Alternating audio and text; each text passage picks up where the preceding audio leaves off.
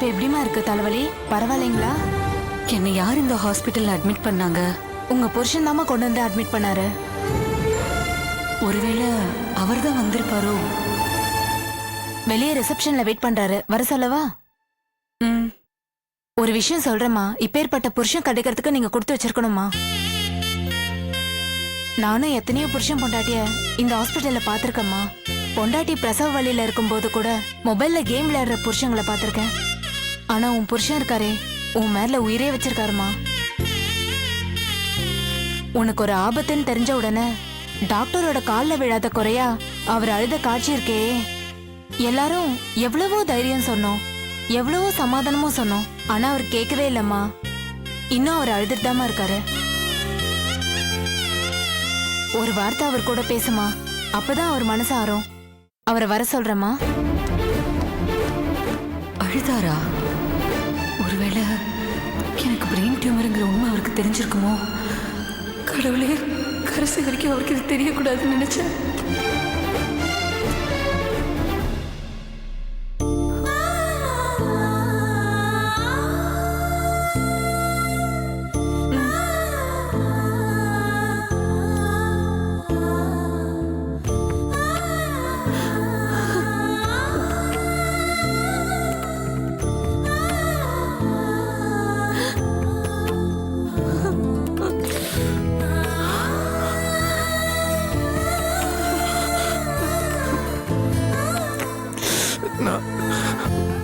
மல்லினா பயந்துட்டேன். மல்லி செத்தே போயிட்டேன் தெரியுமா? நீ இப்ப கண்ணு முடிச்சதுக்கு அப்புறம் தான் உயிரே வந்துச்சு.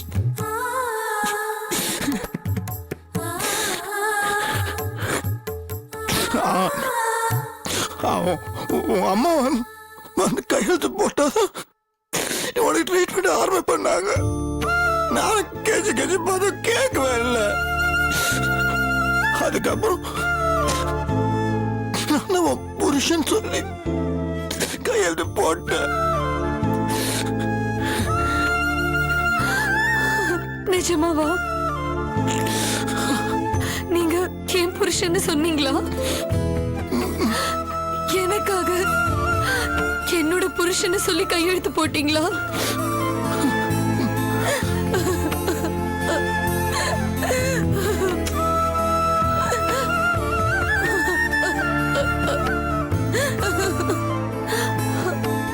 ஏன் பயந்தீங்க?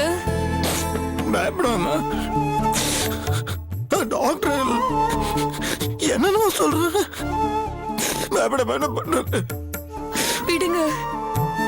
விதியை யாரால மாத்த முடியும்? நான் மாத்துவேன். என்ன மாரி உனக்கு ஒண்ணும் ஆகாது. நான் பாத்துவேன் மல்லி. கடைசி வரைக்கும் உங்களுக்கு தெரியக்கூடாதுன்னு நான் நினைச்சேன். உங்களால தாங்க முடியாதுன்னு எனக்கு தெரியும்.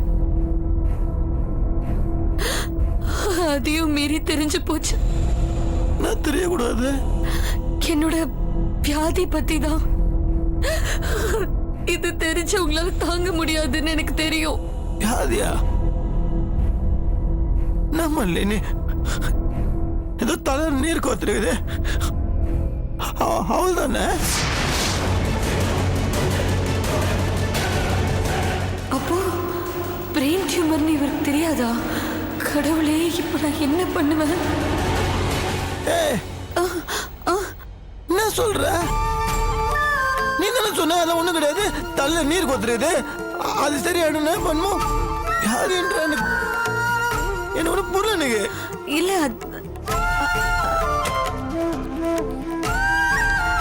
மல்லிகா எப்படி இருக்கீங்க? உடம்பு இப்ப எப்படி இருக்கு? பரவாயில்லையா? பெயின் குறைஞ்சிருக்கா உங்களுக்கு?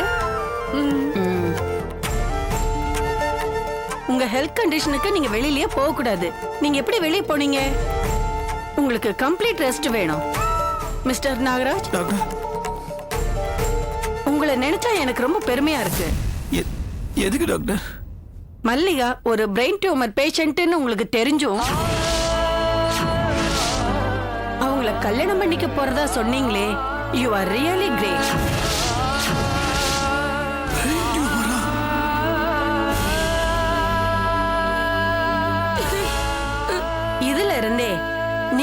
அவங்க மேல எவ்வளவு பாசம் வச்சிருக்கீங்கன்னு தெரியுது.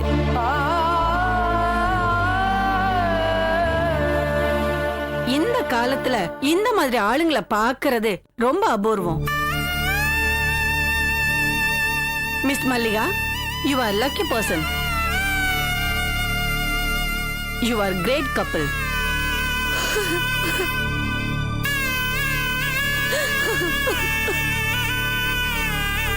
மிஸ்டர் நாகராஜ், உங்ககிட்ட கொஞ்சம் பேசணும். என் ரூமுக்கு வாங்க.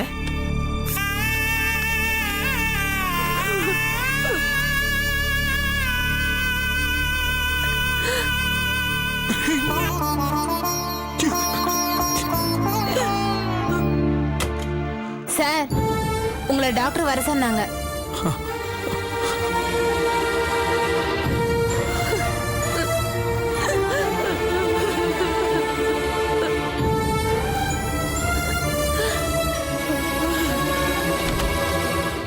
எஸ், கம் இன்.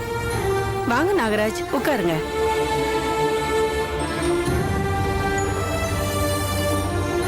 உட்காருங்க.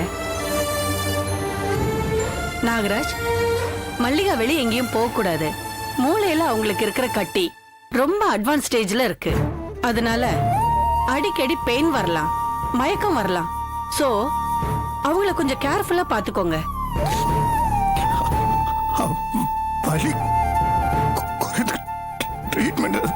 இருக்கு, பட் இட் வெரி எக்ஸ்பென்சிவ்.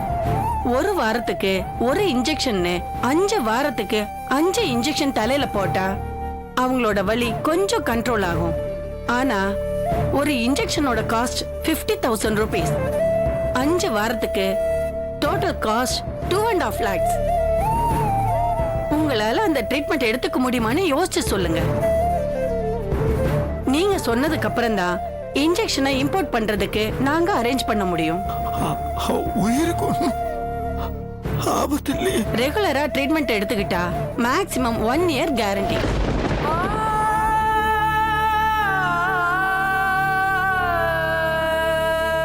கொஞ்சம் ரெஸ்ட் எடுக்கட்டும்.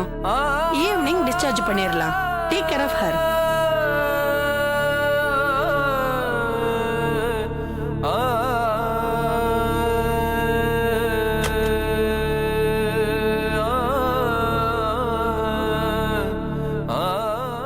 மல்லிகா ஒரு பிரெயின் டியூமர் பேஷண்ட்னு உங்களுக்கு தெரிஞ்சும் அவங்கள கல்யாணம் பண்ணிக்க போறதா சொன்னீங்களே, யூ ஆர் ரியலி கிரேட்.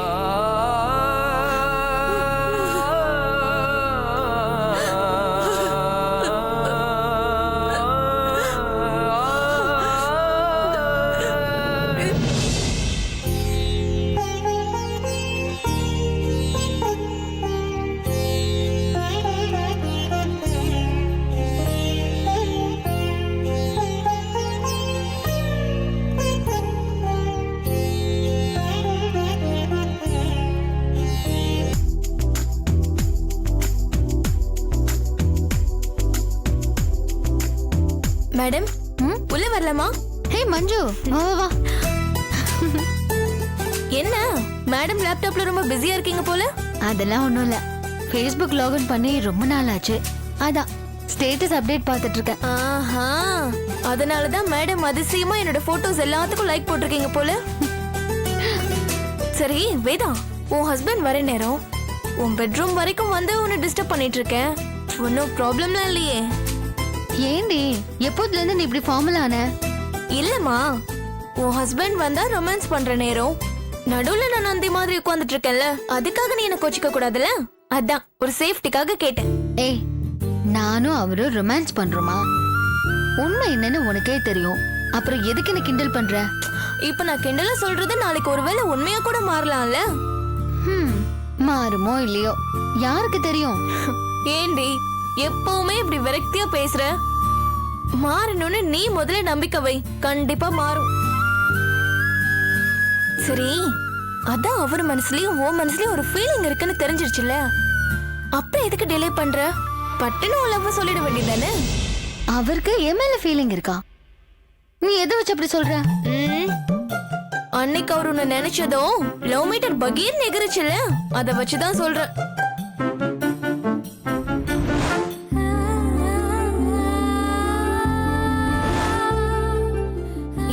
சொல்ற? அவர் மனசுல நீ இருக்கன்னு ஒத்துக்கிறியா? இங்க பாரு, எனக்கு தெரிஞ்சு அவர் இதய முரளி மாதிரி கடைசி வரைக்கும் லவ் எக்ஸ்பிரஸே பண்ண தெரியாத ஆளு நினைக்கிறேன். அதனால ஒரு ஸ்டெப் முன்னாடி போய் நீ தான் உன் லவ் எக்ஸ்பிரஸ் பண்ணணும். இல்லைன்னா ஒன்னும் வேலைக்கு ஆகாது. நானா? பின்ன நானா? இங்க பாருடி, லவ்வுக்கு தூது விடுறதெல்லாம் அந்த காலம். இப்பெல்லாம் அவங்க லவ்வ அவங்க தான் ரிவீல் பண்றாங்க.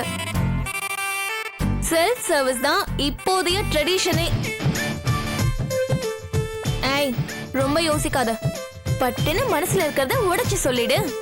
மத்ததெல்லாம் அப்புறம் பாத்துக்கலாம். வேதா, நாகராஜோட சந்தோஷமா வாழணுமா வேண்டாமா?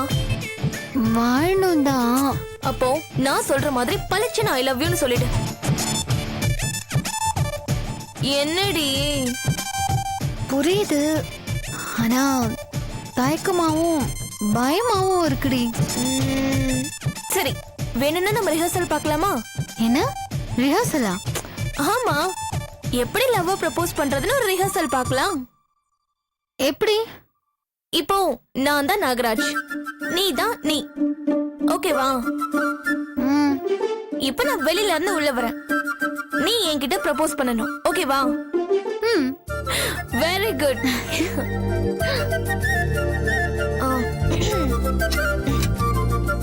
ஓய், ஸ்டார்ட் பண்ணலாமா? ஆ, ஓகே, ஆக்ஷன். நான் வேதாஜி, என்ன பண்ணிருக்கிறீங்க? ஹே, என்னடி இப்படி பேசுற? உன் புருஷன் மாதிரி வேற எப்படி பேசுறதா? லோக்கல் ஸ்லாங்ல தானே பேசுவாரு. ஏய், லோக்கல்லாம் சொல்லாத.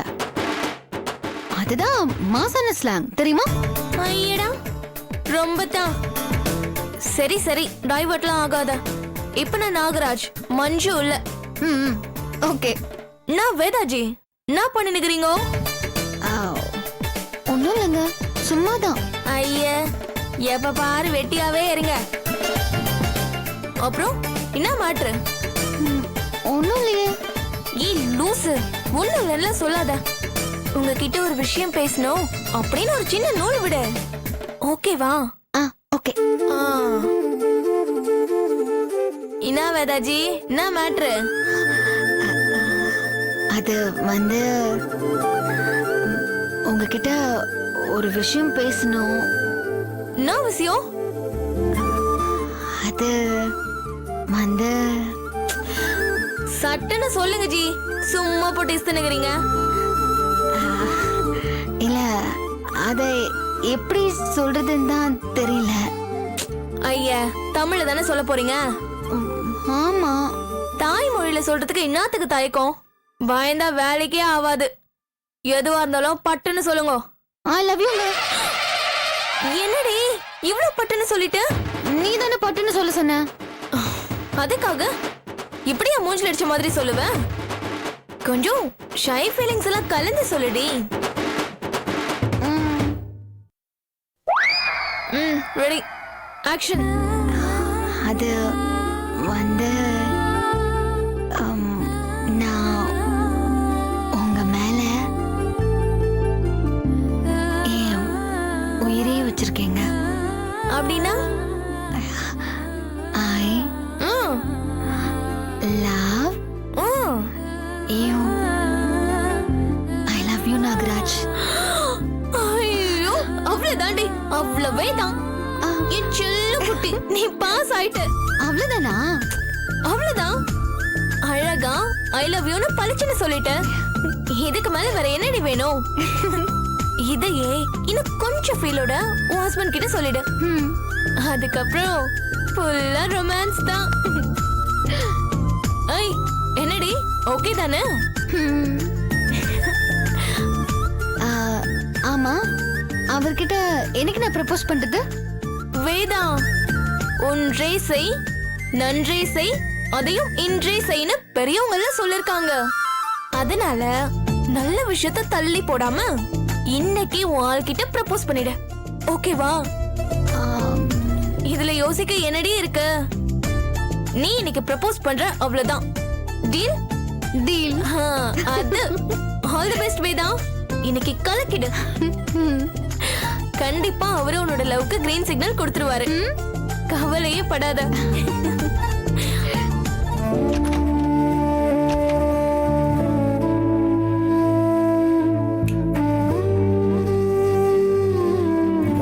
பார்த்து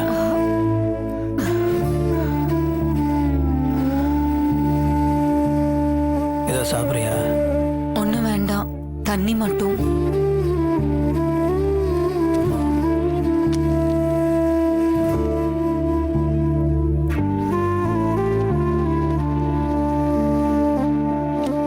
வரதா வேணா சொல்லு. சரிங்க, நான் கொஞ்ச நேரம் படுக்கிறேன். நீங்க வீட்டுக்கு போகும்போது கதவு சாத்திட்டு போங்க, நான் அப்புறமா பூட்டிக்கிறேன். என்னங்க, என்னாச்சு? நான் போகல. புரியல. நான் வீட்டுக்கு போக மாட்டேன். நான் இங்கே தான் இருப்பேன். உன்னை தனியாக விட்டு போக முடியாது மல்லிகா. நான் இங்கே தான் இருக்க போகிறேன். நீ படுத்துவங்க. நான் வீட்டில் சுத்தம் பண்ணிட்டு உனக்கு டிஃபன் வாங்கி வைக்கிறேன். ஏங்க, நான் ஆசைப்பட்டா கூட நீங்க இங்க என் கூட இருக்க முடியாதுங்க. ஏன்? ஏங்க, நீங்க வெளியில இருக்கிறதுக்கு உங்க அப்பா விட்டுருவாரா இல்ல அந்த வேதவழி தான் விட்டுருவாங்களா? இங்க பாருங்க, நேரத்துக்கு நீங்க வீட்டுக்கு போலனா உங்களுக்கு ஃபோன் பண்ணி என்னன்னு கேட்க மாட்டாங்க. உங்க அப்பா உங்களை வெளியில இருக்கிறதுக்கு எப்படியும் அலோ பண்ண மாட்டாரு. நீங்க பாட்டுக்கு எதையாவது பேசிட்டு இருக்காம முதல்ல வீட்டுக்கு கிளம்புங்க. என்ன பாத்துக்க எனக்கு தெரியும்.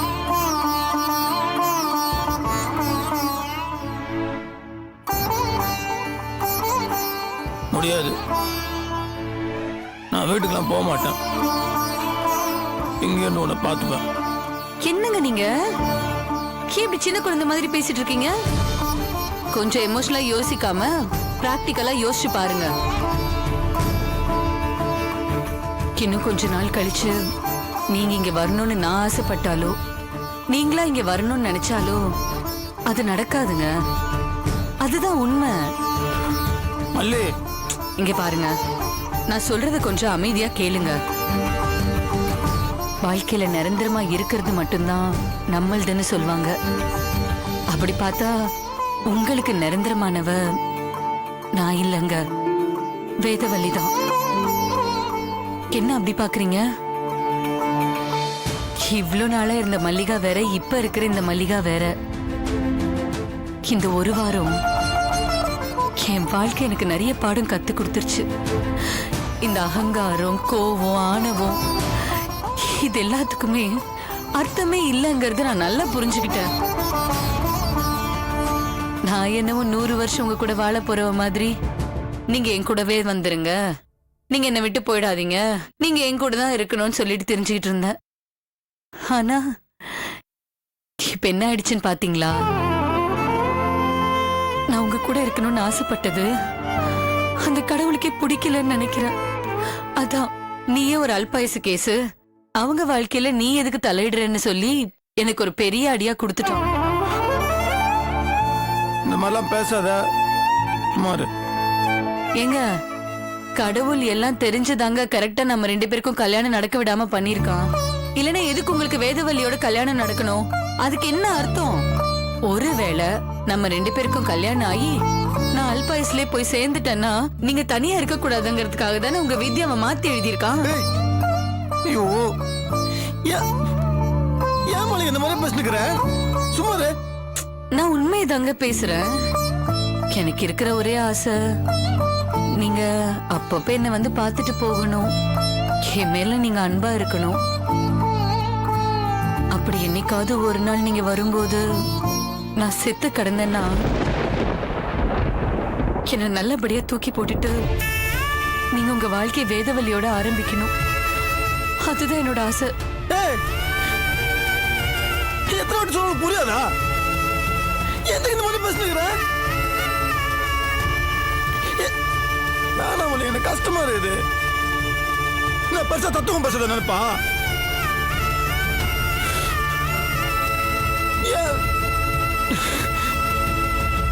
உனக்கு ஒன்றும் ஆகுது மல்லி.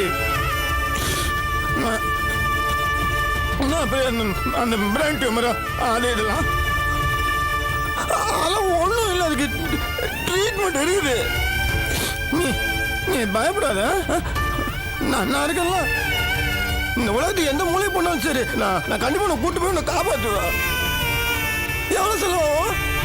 எவ்வளவு ஆயிட்டு போட்டுமே, நான் அறிவேன். நான் பார்த்துப்பேன். என்னால முடியும்.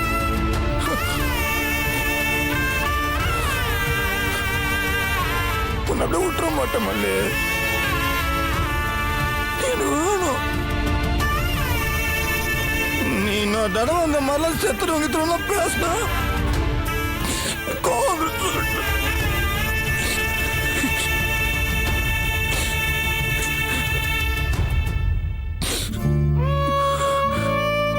இங்க பாருங்க, எனக்கு எதுவும் ஆகாம நீங்க பாத்துப்பீங்கன்னு எனக்கு தெரியும். இப்ப நீங்க முதல்ல வீட்டுக்கு கிளம்புங்க. மாட்டேன். என்ன நீங்க எப்பவுமே நான் சொல்றதானே நீங்க கேப்பீங்க. இப்ப என்ன நான் சொல்றது கேட்க மாட்டேங்கிறீங்க? உங்களுக்காக வீட்ல வேதவல்லி காத்துக்கிட்டு இருப்பா. எனக்கு ஏதாவது ஒரு எமர்ஜென்சில நான் கண்டிப்பா உங்களுக்கு ஃபோன் பண்றேன். நீங்க வீட்டுக்கு கிளம்புங்க. ஏன் மல்லியில வரட்டுற? ஏன் இந்த மாதிரிலாம் பண்ணுகிற? வீட்டுக்கு போனா செத்துருவேன். உனக்கு என்ன ஆச்சு ஏதாச்சும் ஒவ்வொரு நிமிஷம் யோசிச்சு செத்த போயிடுவேன். என்னால உன்னை விட்டு போக முடியாது மல்லிகா.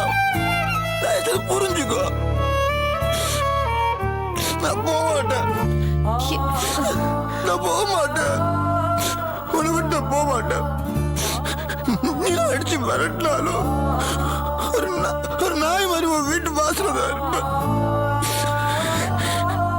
உனக்கு என்ன விட்ட வேற யாரு இருக்கிறா? நான் அதோட பாத்துக்கணும்.